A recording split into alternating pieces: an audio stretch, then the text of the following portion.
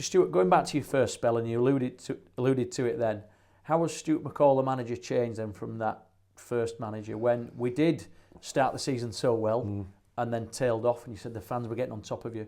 What can you offer your players and the fans this time? Experience. You know, when I came in, I've had 9 years or 8 years away.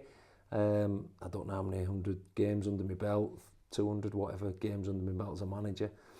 I came into the club here the first time. It was the right club but at the wrong time. You know, there's no doubt about that. I'd come out of the Premier League with Sheffield United as an assistant manager, and my heart ruled my head. A number of people that says, listen, you're going into Division 2, they've just got relegated, it's going to be a hard slog getting back. You don't know the league, you don't know the players. And secondly, and most importantly, naturally I've got better players, you know. So, you know, if you've got a group that, you know, you think you can do something with and you can improve them, then that's what it's about. I'm not one. You go on these coaching courses now and you have 5-year plans. Where do you want to be in 5 years? Maybe like you, James, you know what I mean? And you go on your business courses, and I'm not like that. If I go somewhere and I'm happy in my job and in my work, I'm happy with that. I was always the same as a player. I had lots of opportunities to go to leave Bradford as a player when I was a young kid, to go to the Premier League, and I was happy in doing what I was doing. It wasn't lack of ambition. I was just enjoying it. And this time's the same. But the big difference is, you know, more experienced manager now. I'm happy. I sort of say when I came back, a lot of people had misgivings or apprehensions. Now, we might fail. You know, still might not be a success. But I'm more able to cope with that this time round. There's no doubt about that, because my focus is, it's not an emotional one now. As much as I love the club, it's a football one. I'm fully focused on what I want to do here. I want to be here for a long, long time. I want the club to rise and be successful. But I've no fears of failure. I've just got to be positive in my mindset. What we're doing is the best we can. And I think in any walk of life, if you're doing the best you possibly can, you can't ask for any more than that. I think it's quite unusual for a director to be sat with a manager and do this, because you know our long-term vision as a football club, and success and failure is quite an interesting concept, because success, winning the league this year, isn't the be-all and end-all for this football club, but the long-term progression as a stadium, as a fan base, you as part of the Bantams family, this lovely hashtag that we've got, is important. Bringing young players through like Ellis Hudson, Danny Devine, like you when you were here with Mark Ellis and John Hendry, etc., is all part of our rich tapestry. So I'd like to think that you understand from everyone's point of view that, you know, this is a long-term journey that we're going on together, and that's quite exciting. We could win 6 or lose 6, but it won't really matter as long as we're all trying to do the same thing together. Do you know what I mean? As a collective. Right. As a collective, it won't matter to yourself and Eddie and other people. It won't matter to me, I'll tell you if we lose 6. But no, I get your point. I take your point. I know what you're saying. But listen, it's a football club. You talked about how well it's been built up.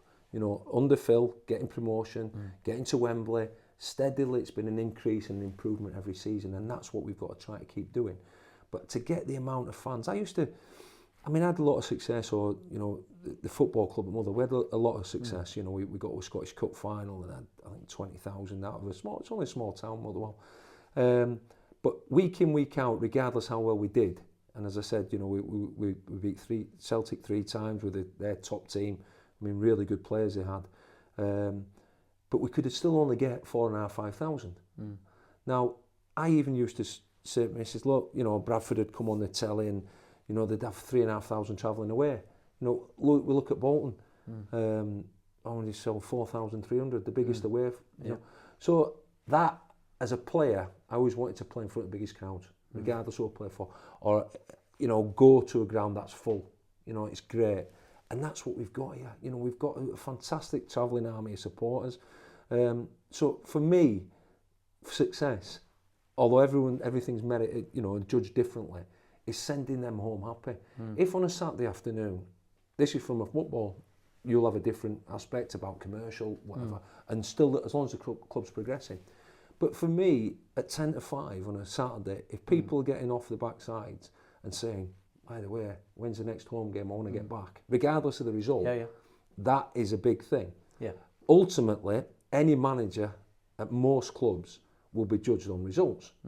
But there is different ways to judge success. As you say, you might bring a player through. At Motherwell, my remit, if you like, was to sell a player a season and finish in the top 6, which, you know, to finish second and third were far, you know, what they expected, but we also still managed to sell a player. So there's all ways to be different. I mean, you look at Dario Gradi when he was at Crewe, you know, they maybe got 1-2 promotions, but the players that came through that system were incredible. So that was success for that football club. And every other club will have their own ways to judge success. But I take your point, success on the park is great, and that's what we're after, to keep the supporters coming through the turnstiles. But there's other ways which you do well, and all the backroom staff, non-football staff do a great job here. Well, I suppose we're in the entertainment business, aren't we, at the end of the day? People come on a Saturday afternoon after having a long week at work to sort of let themselves go and enthuse, etc. And how important are the fans to you, Stuart, and the players? Because I've always thought it cuts both ways. The fans will demand 100% effort, but you can't guarantee a result. But the fans, by return, should give the players 100% effort. If I sit on my lap all afternoon and go, I'm not going to cheer until you score, I'm not doing my job. Yeah. You know, and we've got this atmosphere now, but sometimes the fans will wait to be inspired. That's fine, but the players need to inspire and vice versa. Exactly. How important are the fans to you? 100%. I mean, we say that to the players nearly every game. You know, there's no guarantees, no matter how well we play out there, that we'll win a game. You might have a bad refereeing decision, you might have, you know, your goalie might let one through his legs, they might only have one shot. But what you can guarantee, or should be able to guarantee, is from the first whistle to the last whistle, you give everything you get. You jump as high as you can, you run as fast as you can, you tackle, you just put everything you can, and you don't come off the park going, you might come off the park saying, flipping out, my crossing could have been better today, or my shooting could have been better, but you shouldn't come off and say, I got outworked today, or I got outrun, I got outfought. It does happen, but it does go hand in hand with, sometimes the game will be stale, flat, and the players have to lift the crowd. On other occasions, and I've seen it happen here, the players are not great, and all of a sudden something clicks in the crowd, and they start getting behind the players, and the players rally. So it's together. You can't do anything separately. The fans can't do it on their own, the players can't do it on their own. There's so many things behind the scenes that go to be a successful football club. But the supporters, I mean, the game's about players. It's not about managers or coaches, it's about players.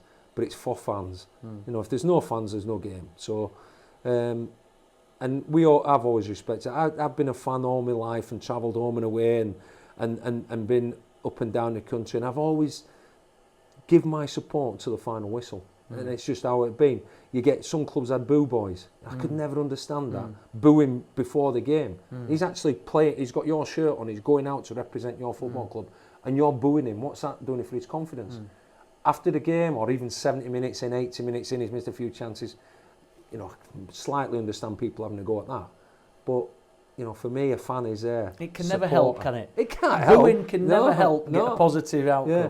I think the thing is in support. That's what it is. Now, I know there's frustrations. You know, you go along. And now, if you think for whatever reason you see somebody maybe not giving the commitment, then I can accept to that criticism. If somebody misses an open goal, it's human nature to shout him. But the lad's not meant to do that. You know, he wants to score. He just, maybe he just boots on wrong feet or whatever. But it's just it's human nature. But I think I don't think we get that often here. I think expectations are high, and rightly so, for what the clubs have done over the last few seasons. But I'm pleased the way we're going about the business, where the fans are reacting to the way we're playing. Yeah, we should have had a lot more points at home. I know all managers will say that, but I think we can look back and think we've dominated a lot of games and only took a draw. But that's for something we need to improve on. On the fans, and Stuart, have you a message for the fans that travel in big numbers away and those that come on a Saturday afternoon here at Valley Parade, in terms of the season ahead? You mentioned there's going to be ups and downs. You mentioned that, you know, expectations have risen because of our great start. You know, how can they play a part in this season? Because you mentioned yourself when you've come to the FA Cup games in recent years, we've got a special brand here and we've got a special support level. How can they support the players and you and the club on and off the pitch? You know, what's your message to them? I think it's difficult sometimes when you come, it's cold and you're not being entertained. But I'm sure there's thousands of people out there who would want to, you know what, let's give the players a little bit of backing here. They're going through a hard time, you know, and that's, you know, what I would try to do as a supporter, and I've done, you know, when I did support. But I can't really ask too much from the fans, because you know, we've had fantastic support, and I think we come off at Swindon last week and we got beat 1-0. You know, and a lot of fans would have upped and left, you know, but I think the fans acknowledged the effort the players had give, the commitment they'd give, the good play they'd done, and now we never come away with anything from the game.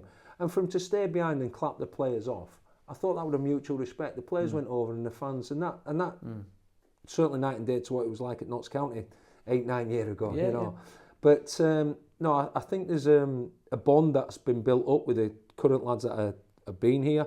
You know, the senior ones we've already mentioned, you like Hansen and Darby's and McMahon's and the lads that have been here for a long time. But also they've got new heroes now. You know, the players like Nicky Laws who've come in. Obviously Josh Cullen's been here last season on loan. But there's new players, Nike Purcell, Vince a lot, you know, have come into the side and are doing terrifically well. Just keep, as we say to our players, go to the first whistle to the last. I think it'd be good if our fans can stay with it to the last game, and hopefully that will be bringing us success. You know, but there will be times where things won't be all rosy, and we'll go through tough periods. But I think that's when we need them more. Definitely. It's easy to support when you're winning and clap when you're winning, and like a football, it's easy to do your fancy tricks when you're 2 or 3-0 up.